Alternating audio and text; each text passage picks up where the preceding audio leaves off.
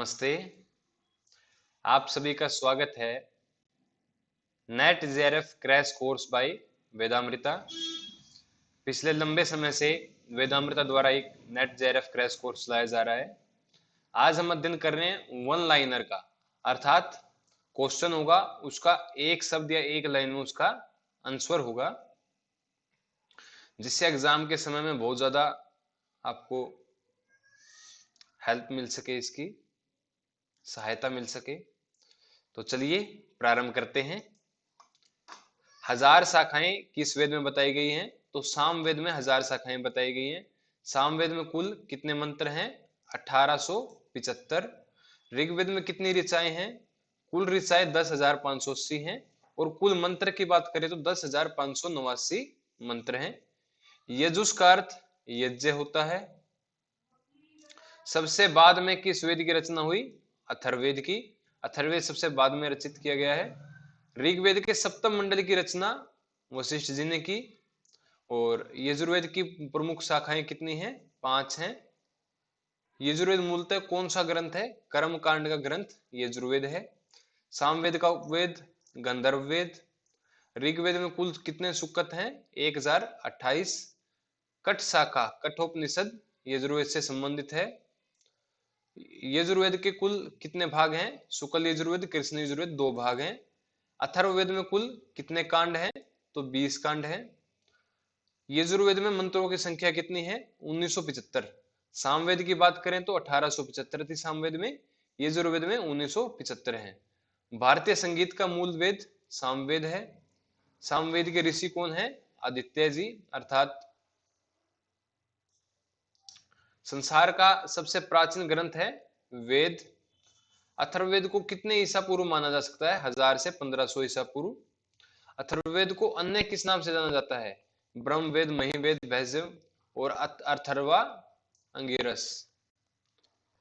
क्योंकि अंगिरस जी का विशेष योगदान था अथर्ववेद में, तो यहाँ पर इसको अथर्वा अंगिरस के नाम से भी जाना जाता है।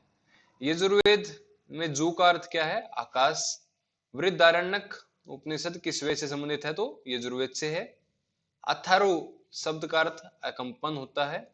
ऋग्वेद में कुल कितने मंडल हैं? 10। अथर्ववेद का उपवेद आयुर्वेद। सामवेद का देवता सूर्य या फिर आदित्य।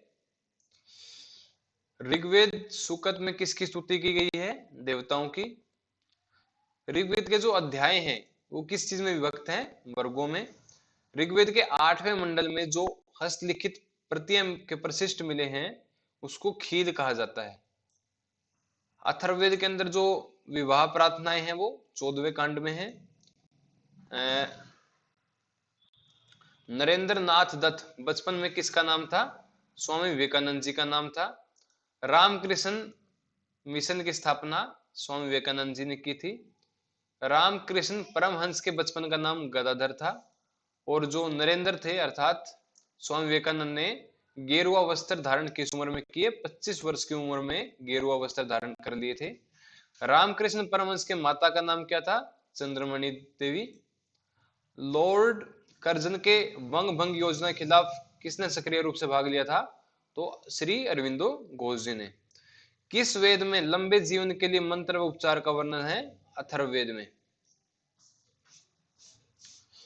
स्वतंत्रता संग्राम में क्रांतिकारियों के ग्रुप में भाग लिया किंतु बाद में वह योगी बन गए।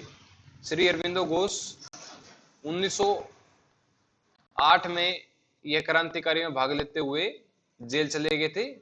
उसके बाद 1 साल बाद ये योगी बन गए। इन्होंने मतलब स्वतंत्रता संग्राम को छोड़ दिया था, बाद में ये योगी बन गए थे श्री अरविंदो घोष। स्वामी शिवानंद सरस्वती का जन्म कहाँ हुआ? तमिलनाडु में हुआ था। 30 दिसंबर 1879 में किसका जन्म हुआ था?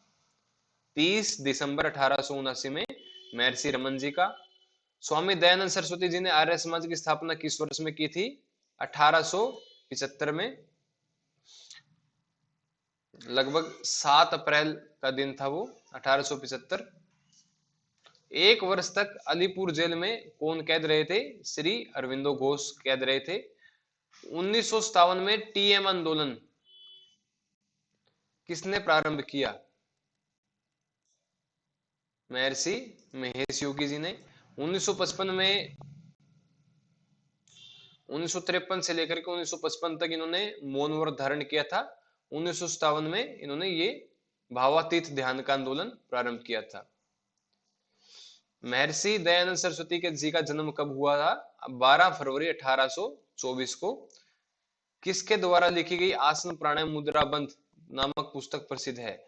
तो आसन प्राणायाम मुद्राबंध नामक जो पुस्तक है वो स्वामी सत्यानंद सरस्वती जी की रचित है। पहले योगी थे जिन्होंने पश्चिमी वैज्ञानिकों के साथ योग पर कार्य किया। स्वामी राम जी थे जिन्होंने वैज्ञानिकों के साथ में योग पर शोध किया था। योग मरकंद पुस्तक किसने लिखी थी? कृष्णामाचार्य जी ने।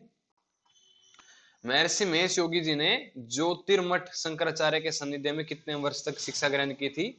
13 वर्ष तक। रामकृष्ण परमहंस का जन्म कब हुआ था? 18 फरवरी 1836 में। पॉइंट नोट करेंगे। राजनंदगांव छत्तीसगढ़ में किस योगी का जन्म हुआ था? स्वामी निर्जानंद सरस्वती जी का। आधुनिक योग का पिता किसे कहा जाता है? कृष्णामाचार्य जी को। देवभूमि उत्तरांचल की गढ़वाल क्षेत्र में 2 जुलाई 1925 को जन्म किसका हुआ था? स्वामी राम जी का। स्वामी राम अलग है, स्वामी महर्षि रमन अलग है। राम और रमन। रमन जी का जो जन्म हुआ था वो 1879 में हुआ था, 30 दिसंबर को। इनका 2 जुलाई 1925 को हुआ था। स्वामी विवेकानंद जी गरीबों को क्या कहते, अपने को गरीबों का क्या कहते थे? सेवक। किस वेद के 40 अध्याय हैं? यजुर्वेद के। और 40वां अध्याय यजुर्वेद का ईशावास्योपनिषद कहा जाता है। अमेरिका शिकागो में स्वामी विवेकानंद जी ने उद्बोधन कब दिया था? 11 सितंबर 1893 को। स्वामी दयानंद सरस्वती जी ने अपने दर्शन के कितने स्तंभ बताए? मुख्य 4 स्तंभ बताए हैं। रामकृष्ण परमहंस के पिताजी का नाम क्या था? खुदीराम। महर्षि रमन जी ने किस पर जोर दिया था? अद्वैतवाद पर। और रामकृष्ण परमहंस की मृत्यु कब हुई थी? 16 अगस्त 1886 में। बचपन में मूल शंकर नाम किसका था? स्वामी दयानंद सरस्वती जी का। विशिष्ट अद्वैत के प्रवर्तक कौन थे? रामानुज जी। जहां गुण व गुणी का इतना संबंध हो कि उन्हें अलग न किया जा सकता हो उसे समभाव कहा जाता है। वेदांत दर्शन के कितने आधार हैं? 3 आधार हैं जिन्हें कहा जाता है प्रस्थानत्रयी। इसमें मुख्य है वेदांत, भगवत गीता, ब्रह्मसूत्र आदि 3 है। उपनिषद, ब्रह्मसूत्र और भगवत गीता ये प्रस्थानत्रयी के नाम से जाने जाते हैं। सुबह बिस्तर छोड़ने के बाद तुरंत ब्रह्मसूत्र किसके द्वारा रचित है? बादरायण जी के द्वारा ब्रह्मसूत्र रचित है। स्वामी शिवानंद सरस्वती जी का जन्म कहां पर हुआ? तमिलनाडु में। महर्षि कपिल द्वारा कौन सा दर्शन रचित है? सांख्य दर्शन। वेद व्यास जी के अनुसार पूजा में अनुराग क्या कहलाता है? भक्ति। अज्ञान, ऐश्वर्य, वैराग्य, धर्म किसके भाग हैं? बुद्धि के। बसंत ऋतु में किस दोष का प्रकोप बढ़ जाता है? कफ का। क्योंकि शिशिर और हेमंत में कफ बॉडी में जम जाता है जो कि बसंत ऋतु में पिघलना शुरू होता है, इसलिए बसंत ऋतु में कफ का दोष प्रकोप बढ़ जाता है। कौन से दर्शन में मुख्य 6 प्रमाण बताए गए हैं? पूर्व मीमांसा में 6 प्रमाण बताए गए हैं। देवघर में वैदिक साधनाएं किसने की थी? सत्यानंद सरस्वती जी ने की थी। वेदांत का शाब्दिक अर्थ है वेदों का सार व वेदों का अंत। कौन से दर्शन में 25 तत्व माने गए हैं? सांख्य दर्शन में। कटु रस के गुण धर्म, क्योंकि कटु रस स्वाद उत्पन्न करता है, शरीर की शुद्धि करता है, मतलब भोजन में रोचकता बढ़ाता है। कटु रस से क्या होता है? कटु रस कफ को खत्म करता है लेकिन पित्त और वात को बढ़ाता है।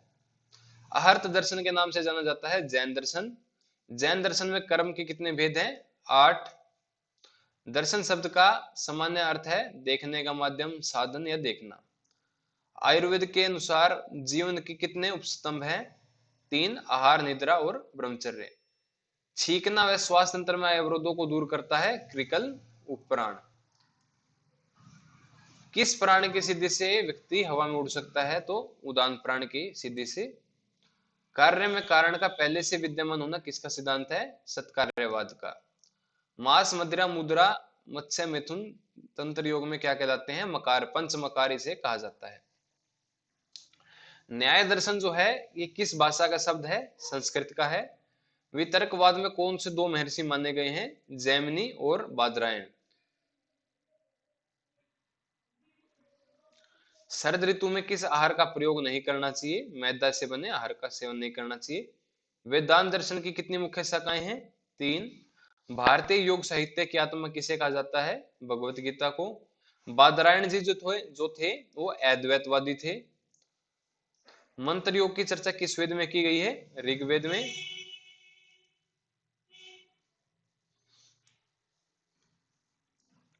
उच्च रक्तचाप की यौगिक चिकित्सा में कौन कौन से प्राणायाम नहीं करने चाहिए? कपालभाति हाई बीपी में नहीं देना चाहिए। हाँ, अगर उच्च रक्तचाप बहुत कम है, मतलब ज्यादा उच्च नहीं है, तो बिल्कुल धीमी गति से कपालभाति दे सकते हैं। कौन सा रस शारीरिक बल और जीवनी शक्ति को बढ़ाता है? मधुर रस। सत्य प्रिय शांति प्रिय विनयशील हो, ये सद्वृत है, चारित्रिक सद्वृत है ये। किस ऋतु में शीत द्रव्य, अरबी, कचालू, उड़द आदि का सेवन नहीं करना चाहिए? बसंत ऋतु में। आज की कक्षा में इतना ही। अगली कक्षा में फिर हम आगे के प्रश्न पढ़ेंगे। आप सभी जुड़े रहिए। आपका बहुत बहुत धन्यवाद, आभार।